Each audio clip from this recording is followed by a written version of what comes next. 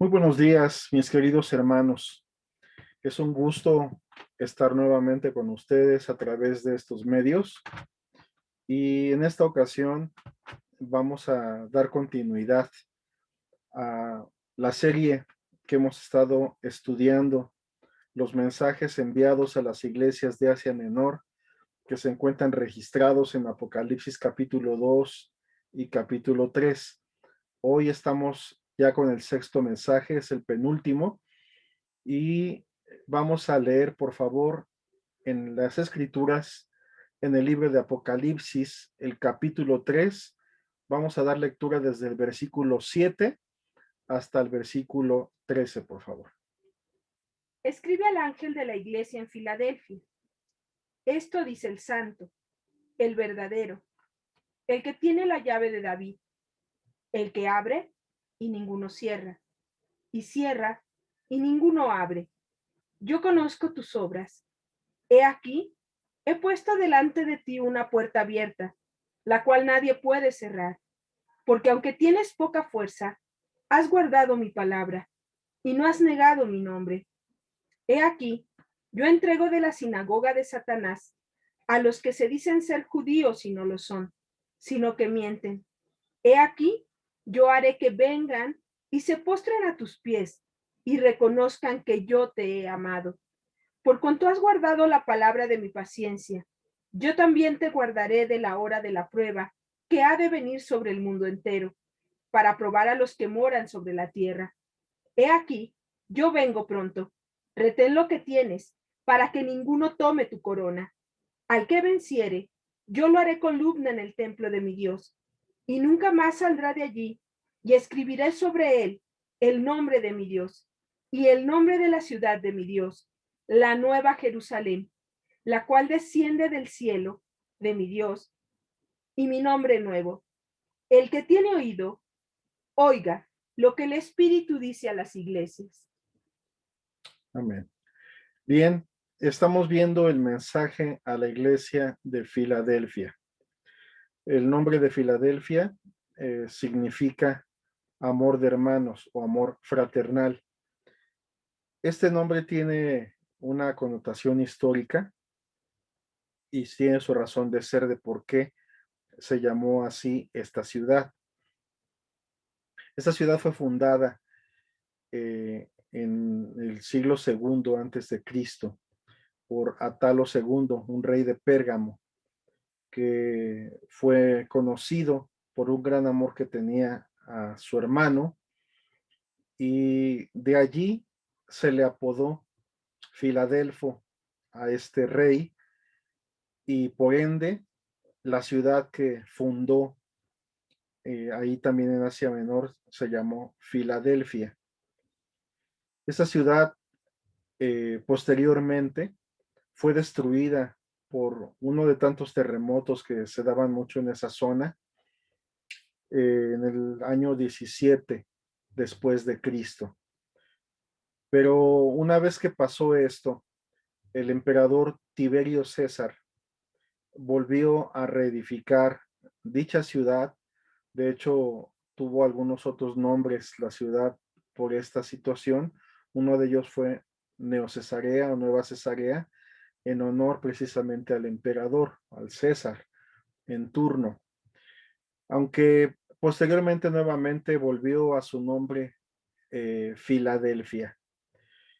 En los tiempos en que fue otra vez reedificada por este emperador, inclusive hasta construyeron una gran escultura y estatua del emperador, y fue una ciudad donde en aquellos años se le rindió adoración al emperador. Pero ya para los tiempos en que estamos hablando, a finales del primer siglo, cuando es enviada esta carta a la iglesia que se encontraba y que fue fundada por el ministerio del apóstol San Pablo, o de sus colaboradores y compañeros que trabajaron también en la zona. Eh, es en ese tiempo ya nuevamente la ciudad que fue de toda esta región, la más pequeña de las 7 que estamos estudiando, fue llamada nuevamente Filadelfia. que fue su nombre más famoso, de dicha ciudad.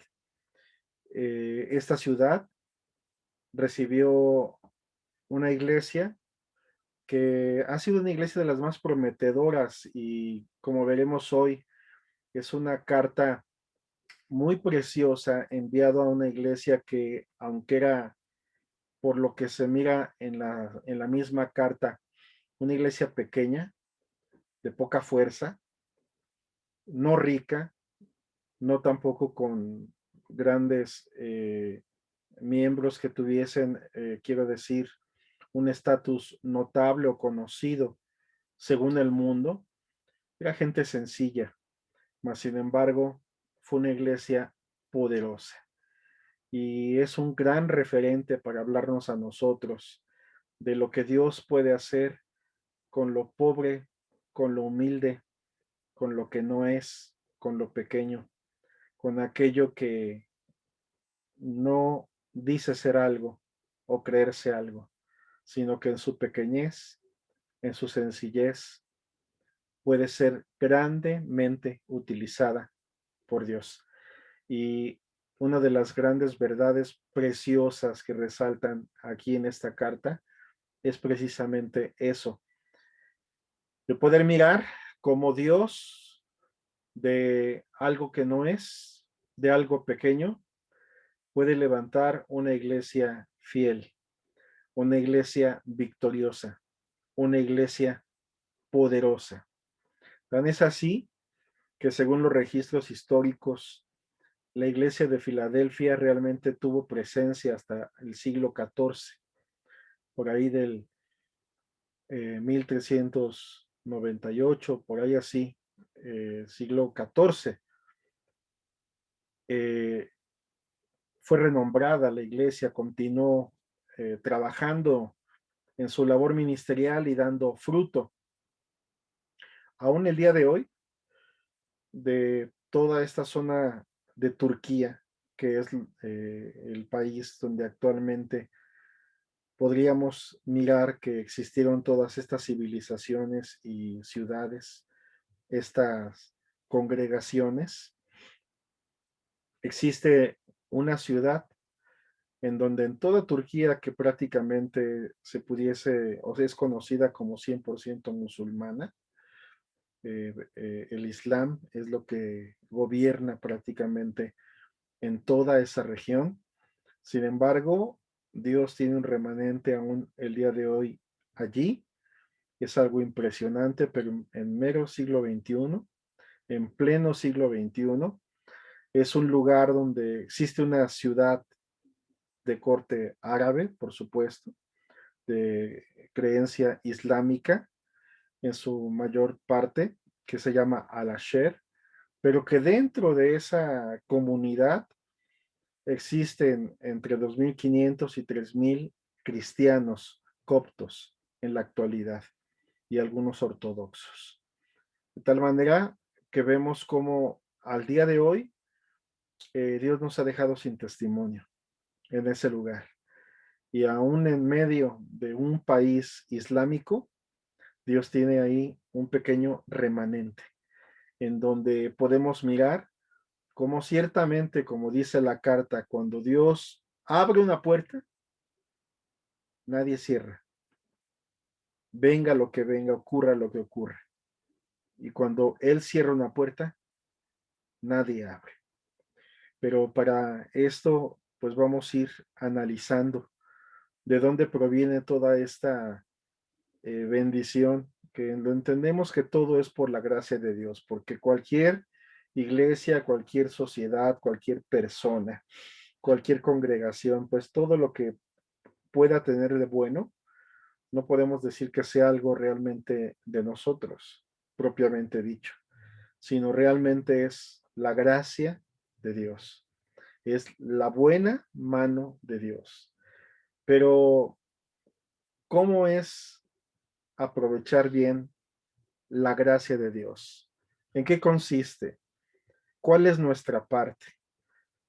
Y esto nos ayuda mucho a poder observar que definitivamente esta iglesia se le prometió tales bendiciones y cosas, puesto que aún el tono de la carta es muy parecido al de Esmirna, que estamos observando que son mensajes que en estas dos congregaciones de las 7 iglesias que estamos estudiando, son mensajes donde aquí no hay reprensiones, no hay observaciones, señalamientos del pecado, sino estas dos cartas, una que ya hemos visto anteriormente y la que hoy estamos estudiando, lo que resalta es que Dios les anima, los alienta, se siente agradado, se siente honrado por la vida de tales iglesias.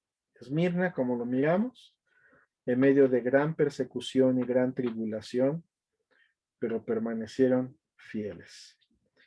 Y hoy estamos viendo la iglesia de Filadelfia. Muchos la han llamado la iglesia que se va en el rapto, la iglesia fiel, que es levantada, es honrada por Cristo. Es la iglesia de Filadelfia. Pero veamos esta interesante carta. Vayamos analizando sus partes y entendamos, en primer lugar, cómo se presenta Cristo a esta iglesia. Y para esto vamos a repetir el versículo número 7 del capítulo 3 de Apocalipsis que hemos leído.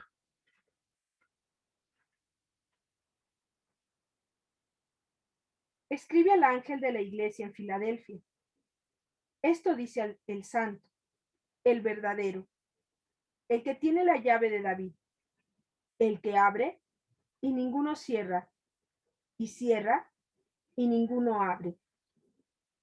En primer lugar, se está presentando el santo, el apartado, el único en su género, aquel que no hay ningún otro como él, que él es solo, él es único, apartado entre todos los demás, porque no hay ningún otro Dios fuera de él. Él es el único y el verdadero Dios. Como la escritura también lo nombra, él es el alto y sublime, el que habita la eternidad y cuyo nombre es el Santo. Está hablando de su pureza y también está hablando de su singularidad, de que no hay nadie, no hay ningún otro, no hay nada ni nadie como él. Él es el Santo. Número 2, él es el verdadero, es decir, no hay falla en él, no hay mentira en sus labios, en sus intenciones, en su persona. Cuando habla, habla verdad y habla de suyo, habla. Es decir, su esencia misma se proyecta en sus expresiones, en sus intenciones, en su manera de tratar con nuestras vidas. Él es el verdadero, el que nunca nos miente, el que siempre todo lo que ha dicho, así es. El que lo que ha afirmado, el que lo que ha prometido nunca ha fallado, ni nunca falla, ni nunca fallará, porque Él es el santo, Él es el verdadero. Él es también el que tiene la llave de David, el que abre y ninguno puede cerrar lo que Él abre. Pero asimismo también cuando Él cierra, ninguno abre. Cuando Él pone delante de nosotros una puerta abierta, cuando Él determina algo hacia tu vida, cuando Él te otorga, te concede algo, permite algo, sea algo que tú hayas pedido, suplicado, rogado, o simple y sencillamente vino sin que haya salido antes palabra de tu boca? El que abre el camino que nadie puede cerrar, ni el diablo, ni las potestades, ni lo alto, ni lo bajo, ni lo profundo, nada de lo que existe en el mundo visible o invisible, nadie puede aún estorbar lo que él determina. Él es el que abre y nadie cierra. El que cierra y nadie abre. Y hace una referencia a la llave de David, que no es sino otra cosa que un tipo, una figura y tipo que cuando David reinó, por así decirlo, era tal autoridad del rey que él es el que otorgaba, el que decía quién entraba y quién no podía entrar a Jerusalén, al reino, a donde él estaba y moraba. Él es el que decía y determinaba quién se sentaba en su mesa y quién no. ¿Quién podía entrar a Jerusalén? ¿Quién no podía entrar a Jerusalén?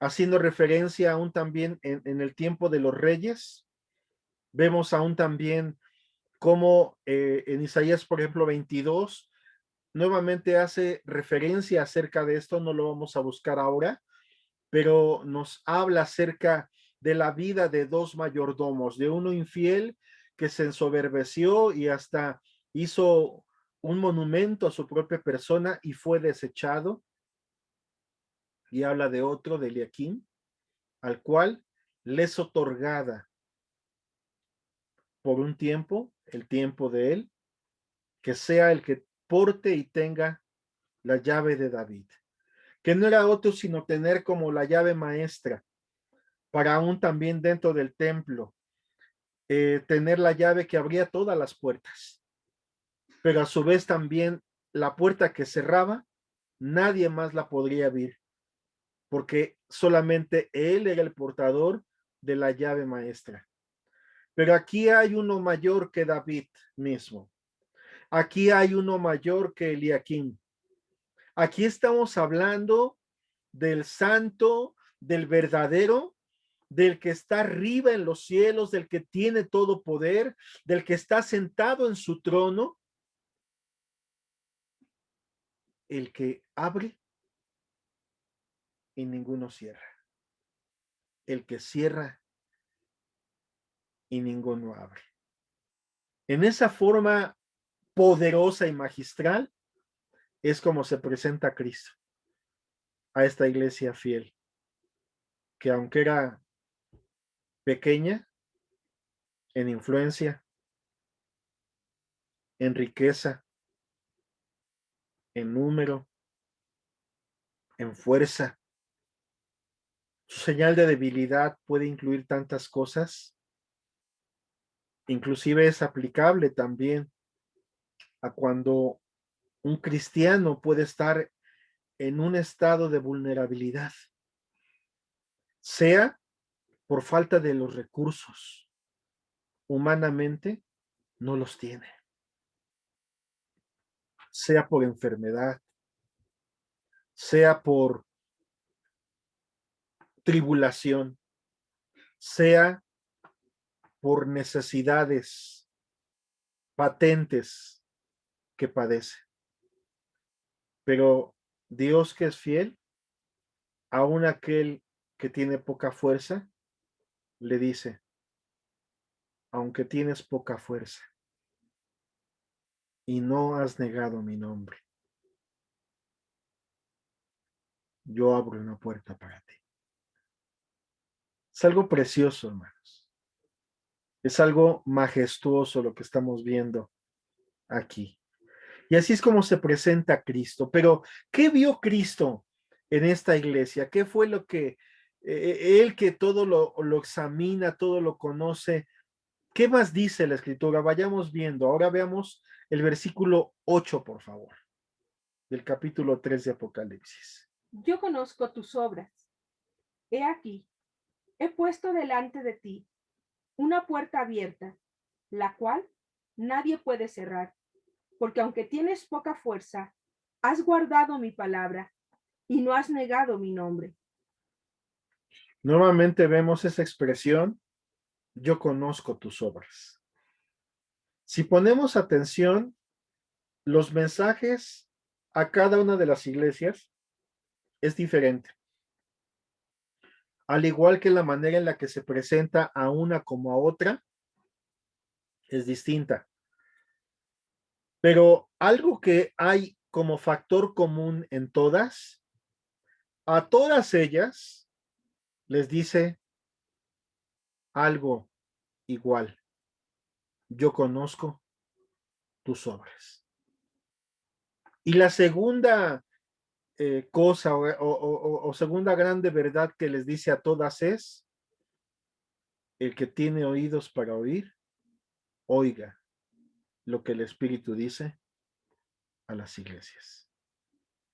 Y es que Él está diciendo a cada una y a la vez en todas ellas nos está recordando constantemente que a Él nada se le escapa, que Él no es ignorante de nada ni de nadie, que Él nos conoce mejor que nadie, nos conoce por dentro y por fuera, nos conoce a la derecha y a la izquierda, nos conoce arriba y abajo, nos conoce nuestro corazón, nuestras intenciones, nuestra historia, nuestros secretos, nuestra vida. Nos conoce por fuera, nos conoce por dentro. Y así se manifiesta el Señor. Yo conozco tus obras. Nuevamente lo leemos, por favor, el verso 8. Yo conozco tus obras. He aquí, he puesto delante de ti una puerta abierta, la cual nadie puede cerrar, porque aunque tienes poca fuerza, has guardado mi palabra y no has negado mi nombre. Dos cosas muy importantes que vemos aquí. Bueno, una de ellas, que sería 3 con esta, ya la vimos, ¿no? Su condición delante de Dios es humilde. Ellos reconocen y saben que tienen poca fuerza. Ellos no se sienten algo o alguien por sí mismos. Pero vemos algo muy interesante aquí. Cuando él dice que conoce sus obras, también dice, has guardado mi palabra y no has negado mi nombre. Por otro lado, y esto lo veremos en cuarto lugar, porque no solamente vemos que él se está refiriendo a ellos como gente que ha sido apartada, que guarda los mandamientos de Dios. No solamente los estamos mirando como alguien que no solamente guarda los mandamientos de Dios, sino que ha mantenido su fidelidad al nombre de Cristo hasta ahora, no ha negado su nombre. Vemos también que es la iglesia Filadelfia, que significa amor entre hermanos. Y todas estas cosas, todas estas características nos hacen recordar lo que Cristo enseñó cuando estuvo en esta tierra.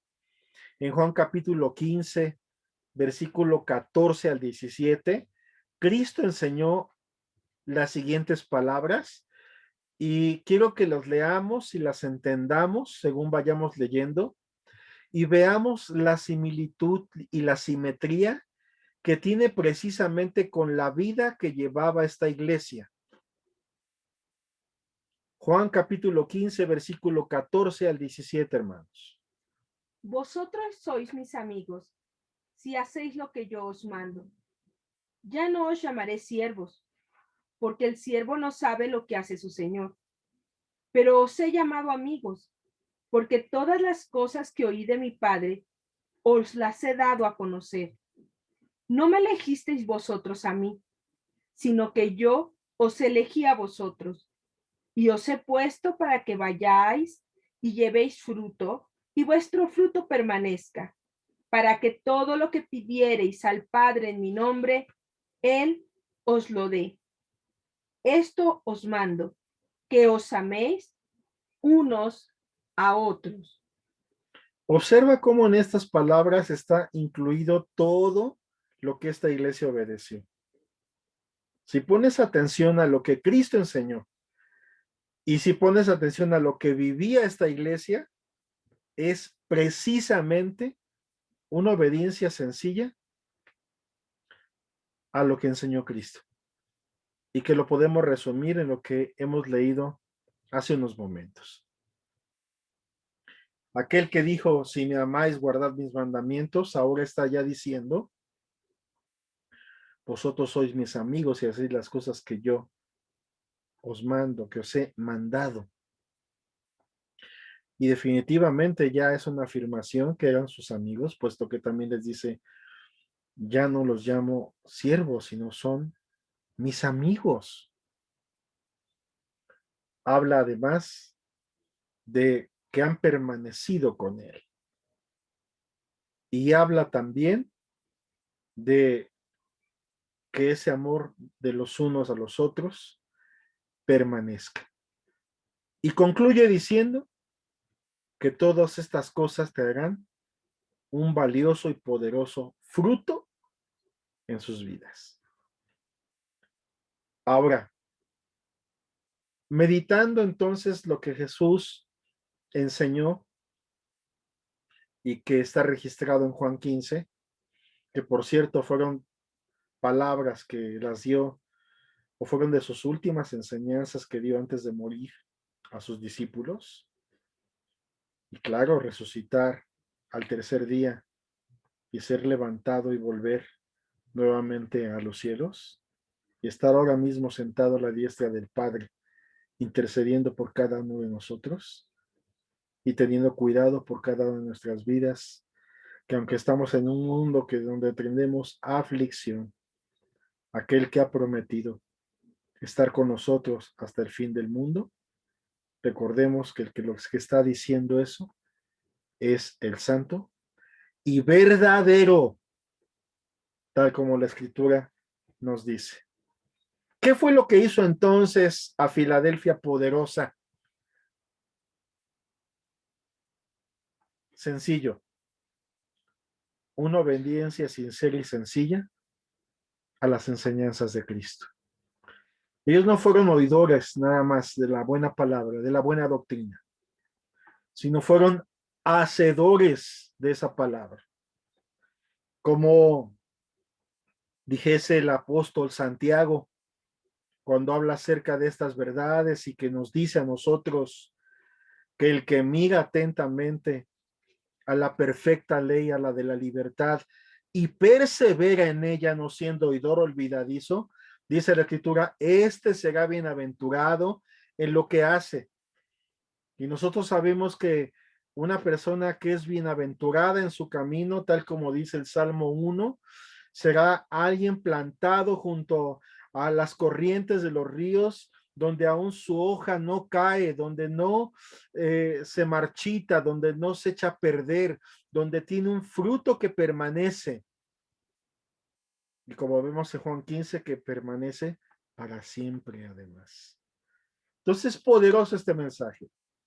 Así como hemos hablado de las deficiencias que hay cuando hay desobediencia o se es permisivo con el pecado en las otras cartas que hemos estudiado, hoy estamos viendo una iglesia que fue fiel en lo poco, pero que Dios lo puso en lo mucho.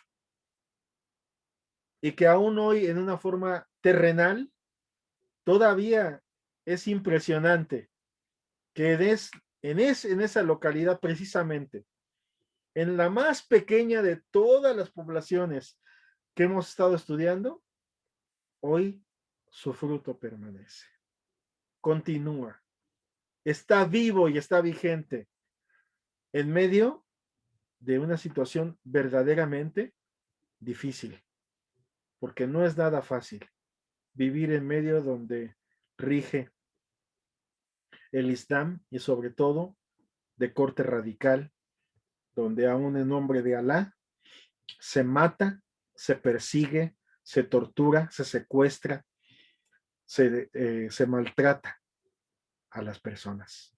Y cuanto más si estas son cristianos. Entonces estamos observando que aún en medio de una gran prueba, cómo Dios puede guardar a un pueblo. Y de hecho en las promesas que de esta misma carta vienen, habla también acerca de esto, hermanos. Pero sigamos leyendo. Ahora vamos a leer del versículo 9 en adelante, por favor, del capítulo 3 de Apocalipsis.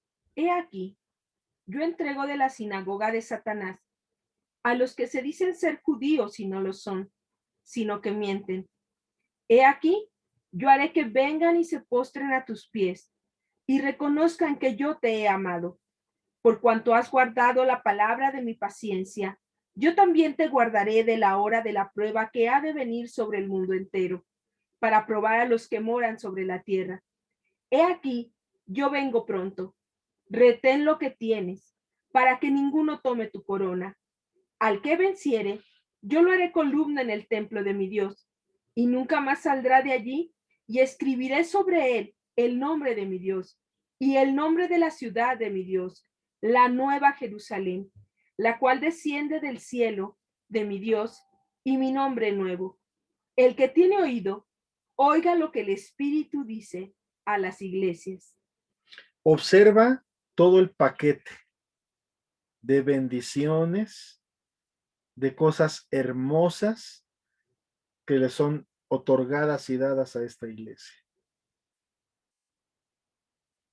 Veamos entonces lo importante que es de tener una vida obediente a Dios. Como el cristianismo no se trata de doctrina correcta nada más, no se trata de ir a la iglesia nada más, no se trata de hacer oraciones que suenen muy bonitas o tener un gran conocimiento bíblico nada más. Vemos que lo que Dios mira en primer lugar en nosotros es que en verdad le amemos y que nuestro amor lo demostremos con una vida obediente y consagrada a Él y a su reino.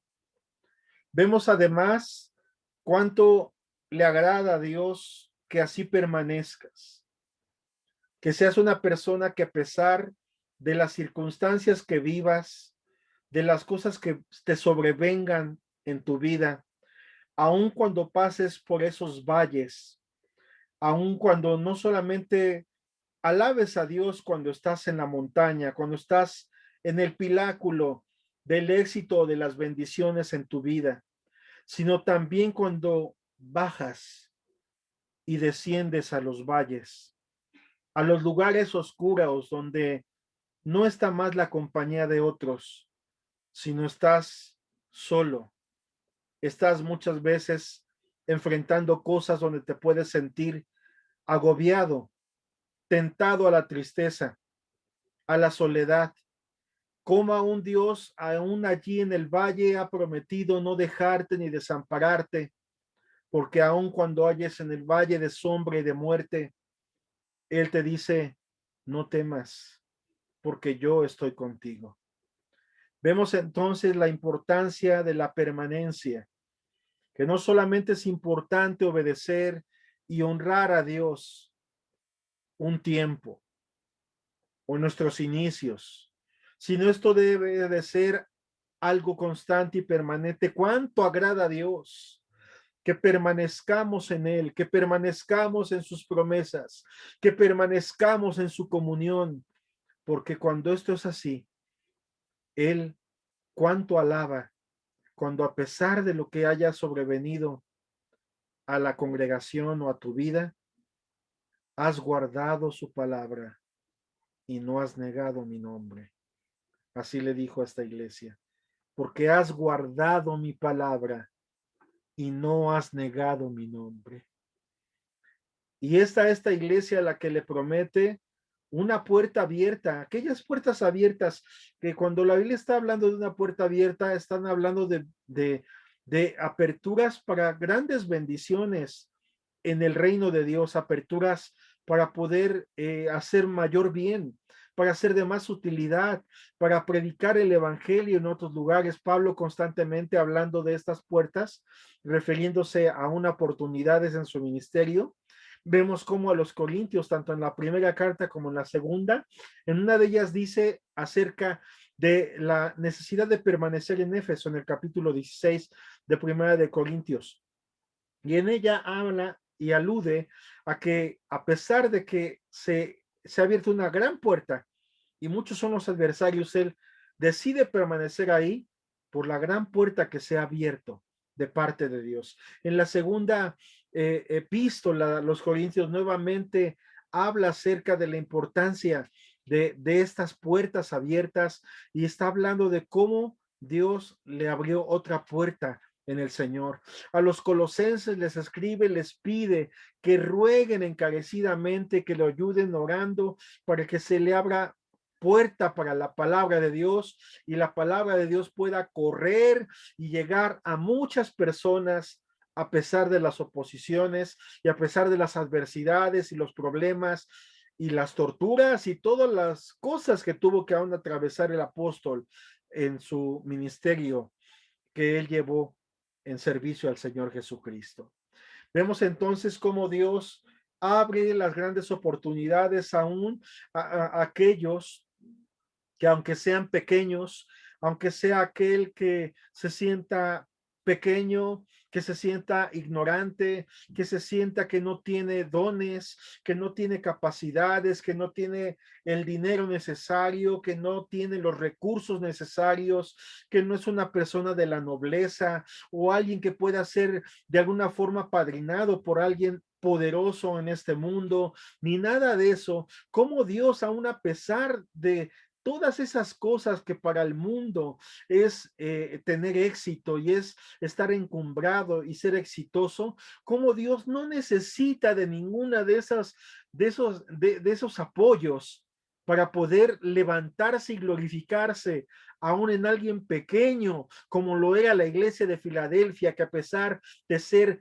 pequeña, a pesar de tener poca fuerza, dijo, por cuanto no has guardado mi palabra, no has negado mi nombre, yo también te guardaré en la hora de la prueba que ha de venir sobre el mundo entero. Aquí está tremendo, porque está hablando aún inclusive no solamente de las cosas que después haya vivido la iglesia, sino está hablando ya hasta proféticamente. Y a veces nosotros nos preguntamos, bueno, ¿cómo es que la iglesia, en este caso de Filadelfia, ahora esté siendo como que encajonada a un tiempo que inclusive para nosotros todavía no ha llegado, porque estamos hablando aún de un tiempo que Jesús lo explicó en Mateo 24, pero también en Daniel capítulo 12 dice claramente que será un tiempo de angustia para todas las naciones, cual nunca la ha habido en toda la historia de la humanidad. También lo habla que será, muchas veces el Antiguo Testamento le llama los días o el tiempo de angustia de Jacob, o es conocido también como tiempos de gran tribulación, cual nunca la ha habido en el mundo ni la habrá. Y ahí, en ese contexto, nuevamente nombra el Señor a Filadelfia. Y nosotros nos preguntamos, ¿cómo es que está hablando de una iglesia del primer siglo? Y estamos ahora en siglo XXI, muy probablemente a punto de mirar el cumplimiento literal de estas palabras, de esos tiempos de angustia, porque estamos definitivamente ya empezando a mirar los ciernes o los principios aún de esos tiempos de angustia en donde la humanidad está siendo probada, los países, las naciones están siendo probadas como nunca antes lo han sido. Y aún esto todavía no es lo que ha de ser y lo que se ha de cumplir. Pero cómo es fiel Dios, que Dios dice que a su Filadelfia, el Señor aún en medio de esos días, cuando venga el cumplimiento, aún allí Él aguardará. Para los que creen en un arrebatamiento antes de que empiece aún todo el alboroto y todo el desastre, interpretan como que entonces el Señor vendrá y guardará al pueblo de las calamidades. Pero para los que también observan que la iglesia siempre le ha sido permitido no solamente creer en Cristo, sino padecer por él, y que aún también observan en textos en la escritura y miran cómo la iglesia misma puede pasar por parte o por ese periodo en donde el mundo entero va a ser probado, y como lo dice aquí en la epístola también, si usted observa el texto en el original griego, observará que está hablando también de ser guardado dentro de, en medio de una esfera de tribulación y de angustia en el mundo, cual nunca la ha habido. El tiempo de prueba que está hablando en donde Dios probará al mundo entero. Y aún en medio de gran tiempo de tribulación, el texto también deja mirar, aún el texto original deja ver que aún en esas circunstancias Dios es poderoso para guardarte, para conservarte y para mantenerte, y te alienta a ser fiel hasta el final.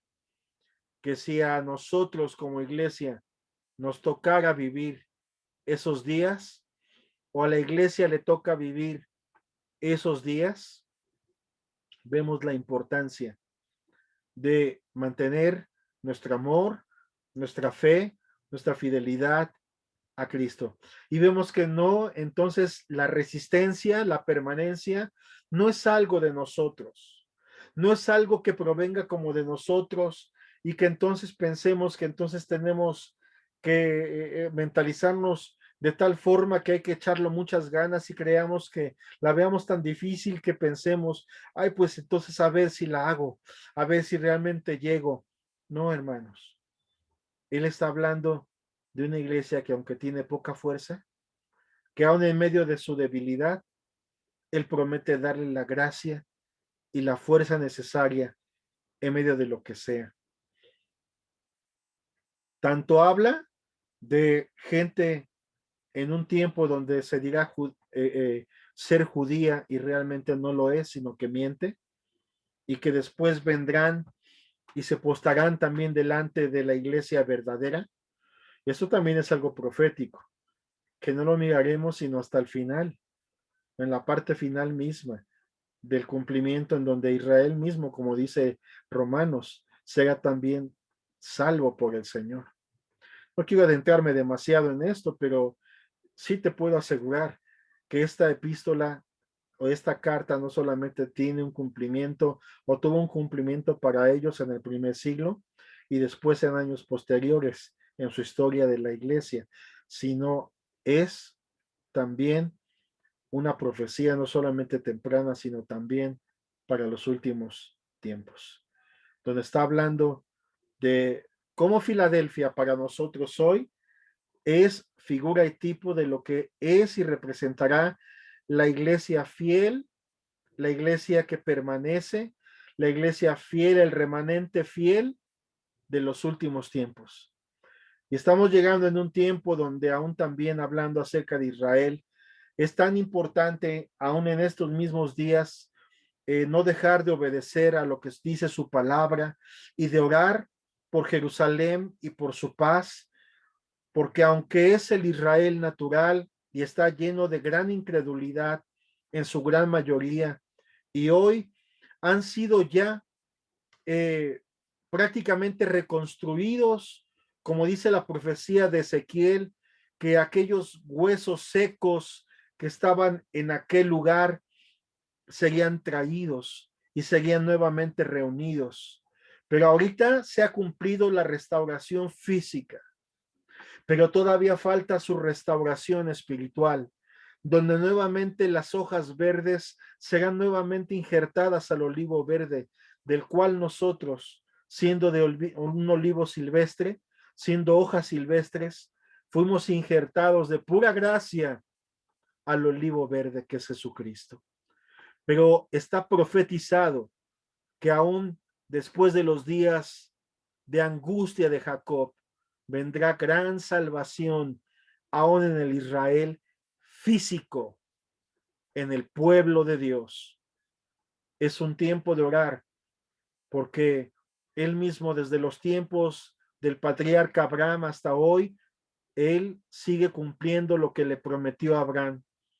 Benditos serán los que te bendijeren a ti y a tu parentela, y malditos serán los que te maldijeren. Y esto es algo que todavía vemos a nuestros días. Hermanos, no dejemos de orar por Israel, por Jerusalén. Sabemos cómo aún también cada vez se percibe una atmósfera en el mundo donde se está promoviendo el antisemitismo, el que pronto ya no solamente las naciones árabes, cuando empiezan ataques como los que recientemente, aún por esa red terrorista de Hamas, hubo aún entre Israel y Hamas, observamos y vemos cómo inmediatamente aún en Estados Unidos, que es la nación que se ha promulgado mundialmente como la primera amiga de Israel y que la ha ayudado muchas veces, como hoy en estos días en diferentes ciudades han pasado gran cantidad de manifestaciones y tumultos y peleas y persecuciones a gente que por traer una kipa o por ser parte de una sinagoga, es decir, por ser judíos naturales, están siendo ultrajados y perseguidos, y otra vez ese ambiente antisemita, vemos cómo está empezando a tomar tono. No nos sorprendamos. Esto ya nos lo dijo el apóstol Juan también en sus epístolas.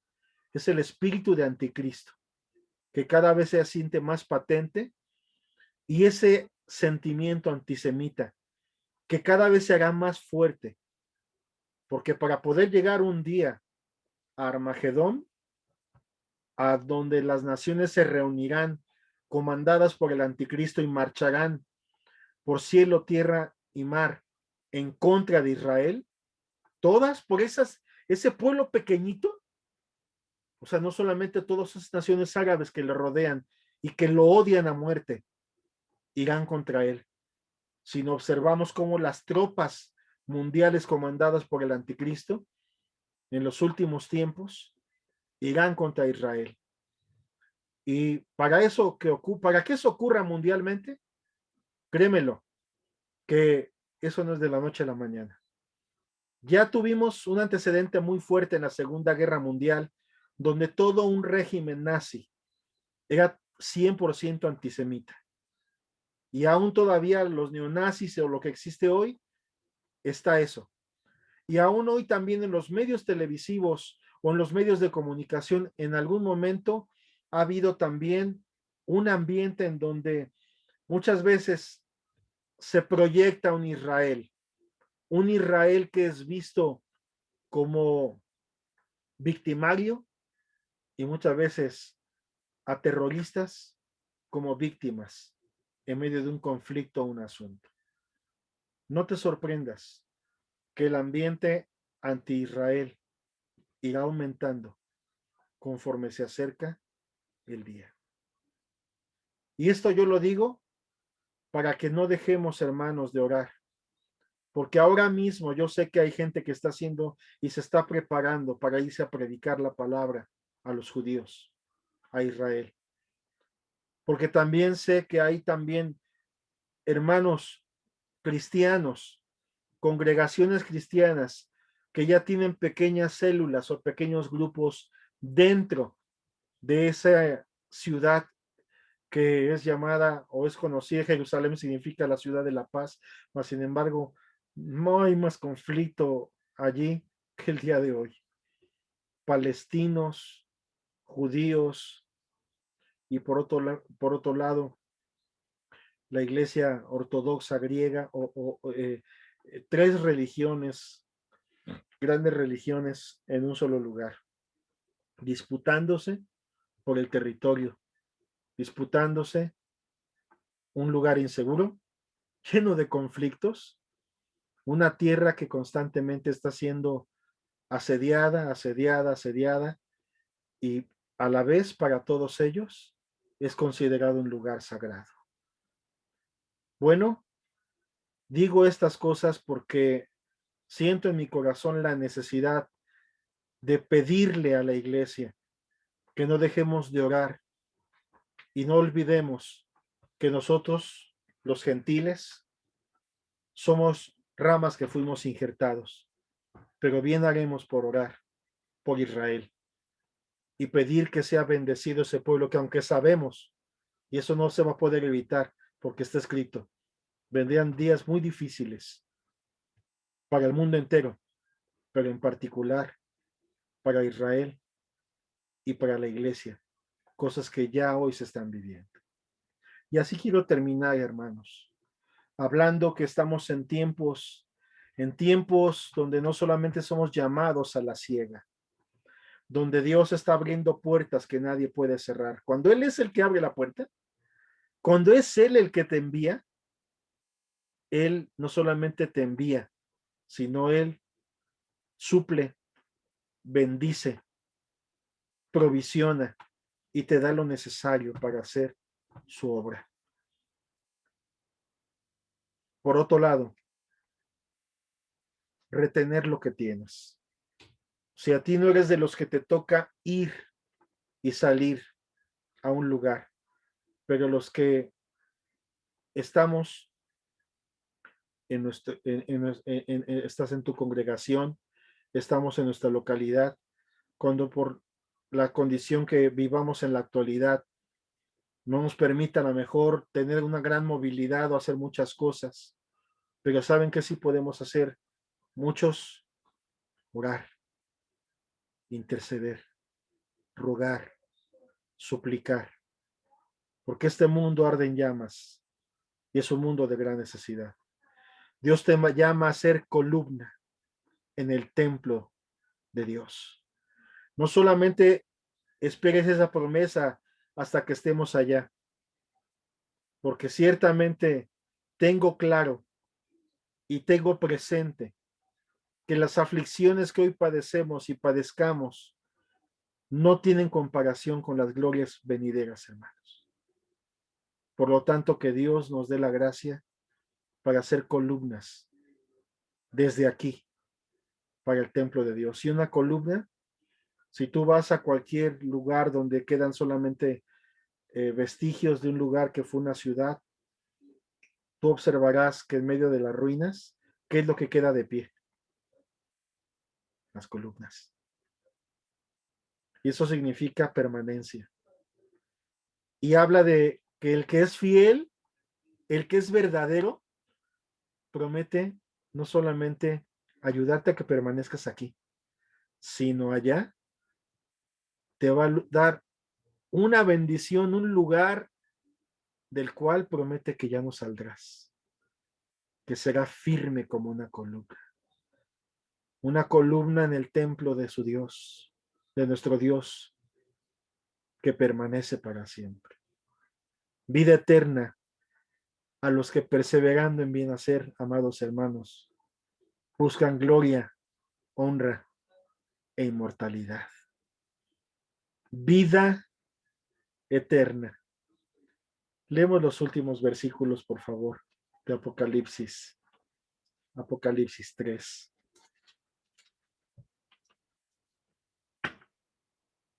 Lo que es prometido en el versículo número 9 hasta el final, por favor. He aquí, yo entrego de la sinagoga de Satanás a los que se dicen ser judíos y no lo son, sino que mienten. He aquí, yo haré que vengan y se postren a tus pies y reconozcan que yo te he amado. Por cuanto has guardado la palabra de mi paciencia, yo también te guardaré de la hora de la prueba que ha de venir sobre el mundo entero, para probar a los que moran sobre la tierra. He aquí, yo vengo pronto. Retén lo que tienes para que ninguno tome tu corona. Al que venciere, yo lo haré columna en el templo de mi Dios, y nunca más saldrá de allí, y escribiré sobre él el nombre de mi Dios, y el nombre de la ciudad de mi Dios, la nueva Jerusalén, la cual desciende del cielo de mi Dios, y mi nombre nuevo.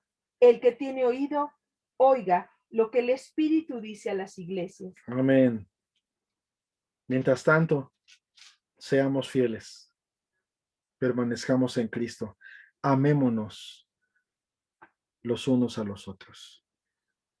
porque donde está el amor de Dios, está la fuerza, como dice el Salmo 133. Porque allí envía Jehová bendición y vida eterna. Filadelfia, amor fraternal. Los amamos, hermanos, y les enviamos un cordial saludo. Que Dios les bendiga y meditemos en estas palabras.